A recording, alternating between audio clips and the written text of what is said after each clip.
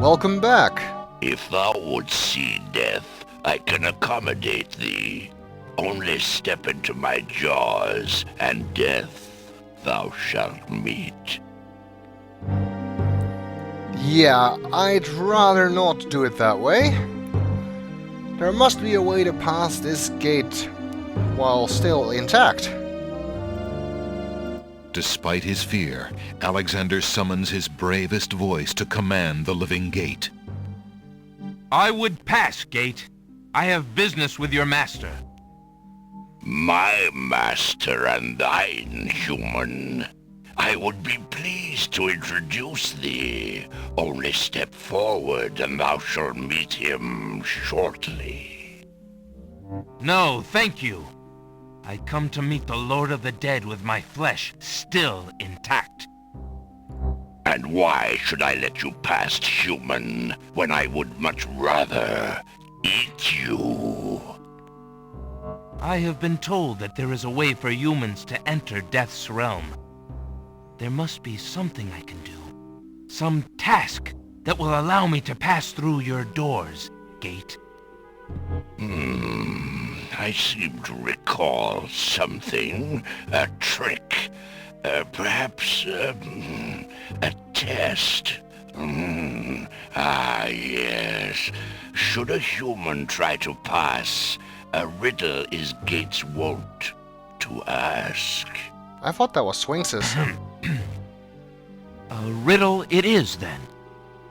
And if thou wouldst fail to answer Gate, his thirsty jaws will be thy fate. Agreed. Listen as though it meant thy life then, human, for it surely does.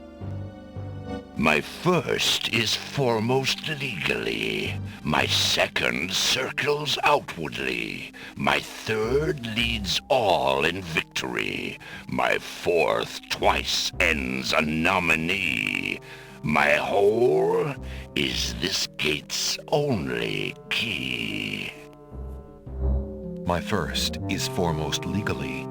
My second circles outwardly. My third leads all in victory. My fourth twice ends a nominee. My whole is this gate's only key. We get to solve this riddle. And actually we have already seen the answer to this particular riddle. Even though you might not think so. It is actually all about letters. My first is foremost legally means that we need the first letter of the word legally, therefore an L. Then we need the first letter of outwardly, which is an O. Then the first of victory, which is a V. And then the last letter of nominee, which is an E. Therefore the answer, as we've seen in the snippet of the page of the riddle book we've seen before, is love. Which is all you need after all. The answer is love. Ah, thou traitor of the mortal plane! How didst thou guess love? That riddle should never have been solved. Love is unknown in this realm. Love cannot be banished, even from this place. There are spirits still pining of it on the surface above. Still less can it be banished from my heart. Enough! Burden me not with thy poetry. Pass through, and quickly, before I change my mind.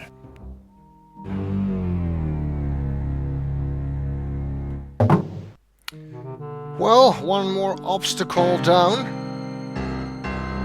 And it seems we have reached the Lord of the Dead.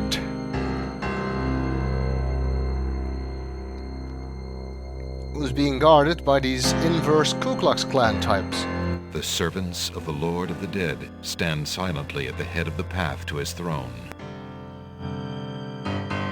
In the center of the great cavern, the Lord of the Dead reigns over the hosts of the dead. He waves spirits into the sea of souls in an endless stream. What things the spirits tell him are best unheard by mortal ears.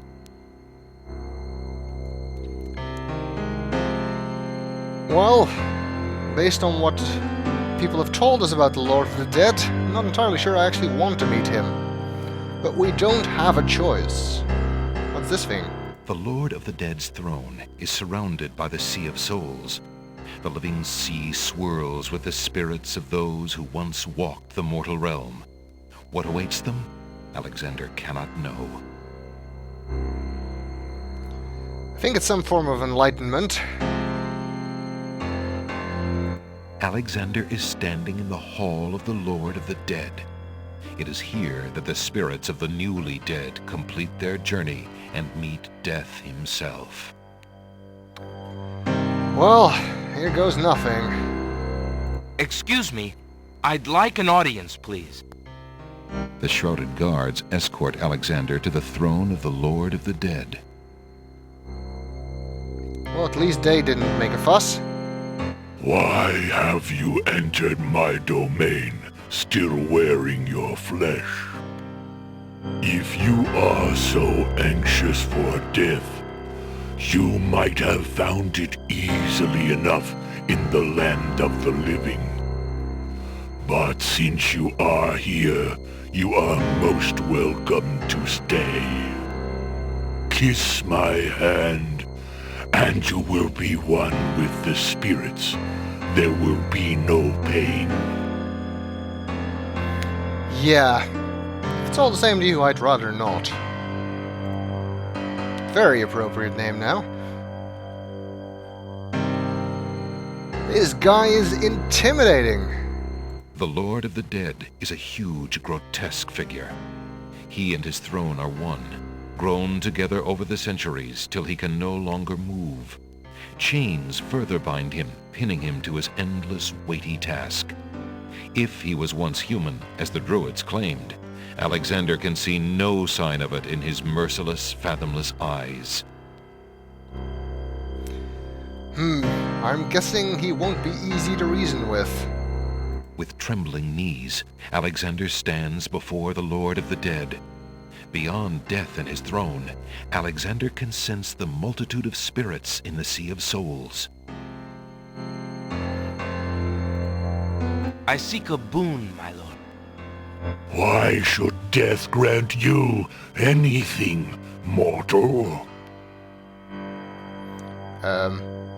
Somebody told us The will to live is strong, is it not? Never mind. I will reach out to you.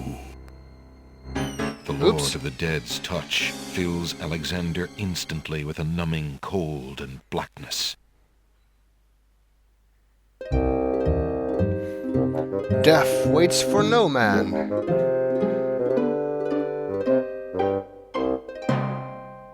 It seems to be true.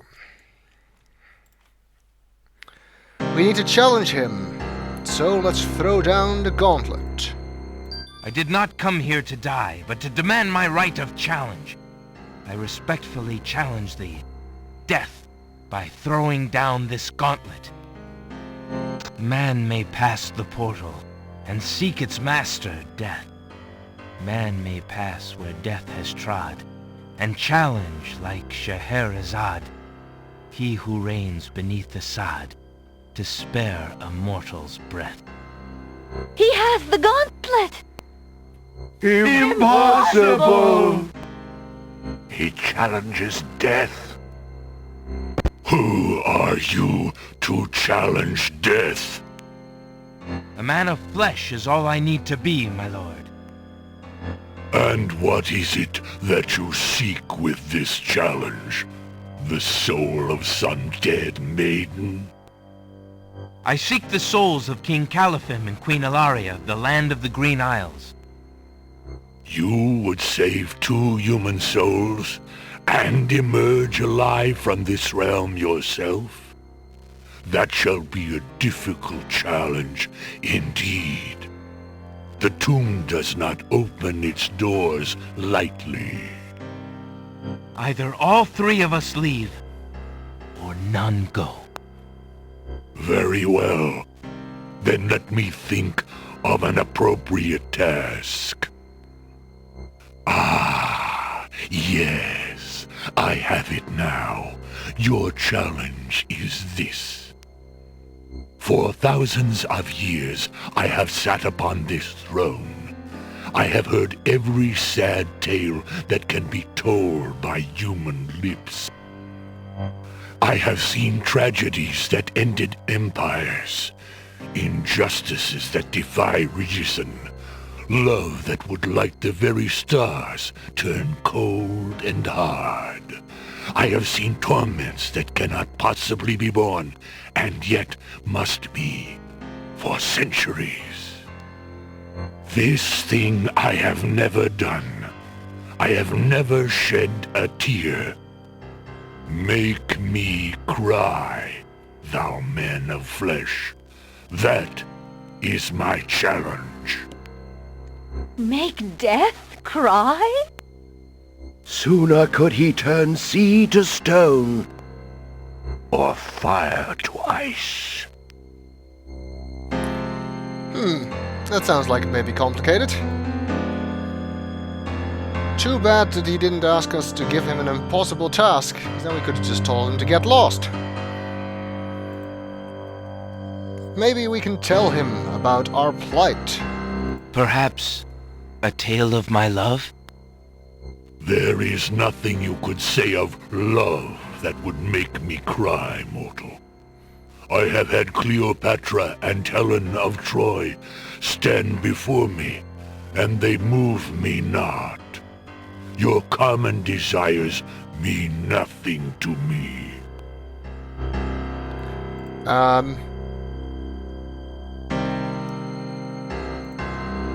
But really, my note from Cosima. Alexander doesn't want to involve Cosima in this. He just as soon doth not know too much about her. I guess so. How about the flower of stench? The Lord of the Dead has probably smelled much worse things than that flower of stench. It is unlikely to produce any useful response. Indeed. Too bad we don't have Rotten Tomato anymore. I'm sure he could have made death cry. But there is one thing that could make a creature such as this weep. And that is the truth. For it is terrible. If your existence has been all that you say it has, then truth alone shall be my sword. The mirror's surface swirls with darkness for a moment, then fills with images even blacker. Reflections of despair, of wailing souls, of shackles colder and more immutable than any forged by man, of a world of thirsts that can never be quenched. Alexander feels the mirror tremble in his grasp, and is glad that he cannot see its face. But the Lord of the Dead is transfixed to the mirror, to the screening of his life. Things long forgotten are once more uncovered. His enslavement to this throne while still a man, the years of watching misery and horror and growing ever more numb to it, the seep of his own humanity, the slow growth of a new thing altogether which became that which he is now. His is an existence that has no possibility of redemption, no end. The surrounding spirits draw away in pain. The truth is so sharp it stabs, so intense it sears. Take it away. Make it stop.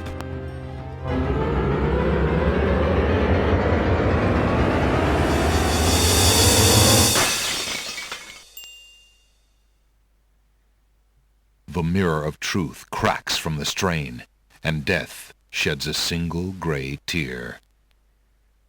Truth is indeed a terrible thing.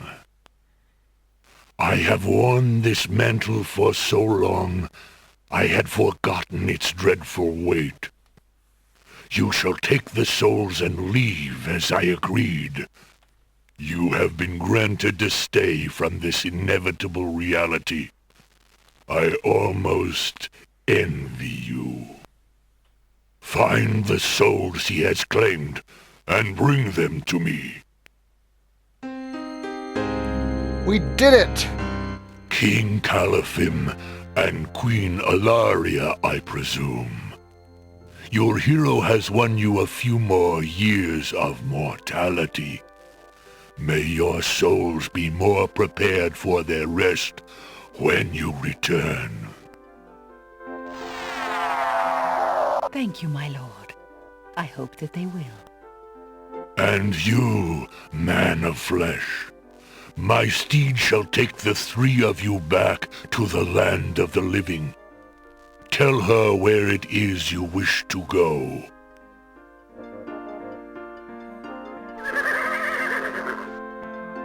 Until we meet again, then, I assure you, we will meet again. No offense, my lord, but I hope that will be many long years from now. It is never as long as you might wish, mortal. Now, begone. Yes, my lord.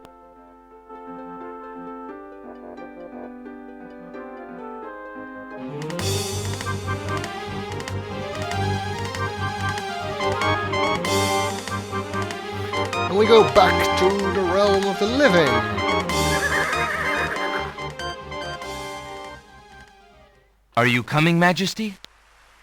Alhazred's treachery must be handled carefully, Alexander. Alaria and I must go gather our allies and form a plan. Watch over Casima. Make sure she comes to no harm. We will return as soon as we can to take back all that has been stolen from us. I will keep her safe until your return. Thank you, son. Your love for our daughter must be deep indeed for you to have undertaken death itself for our sakes. Indeed. May we succeed in what awaits us, and live long together as a family.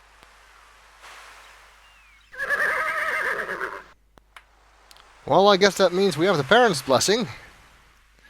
And we'll continue in the next video.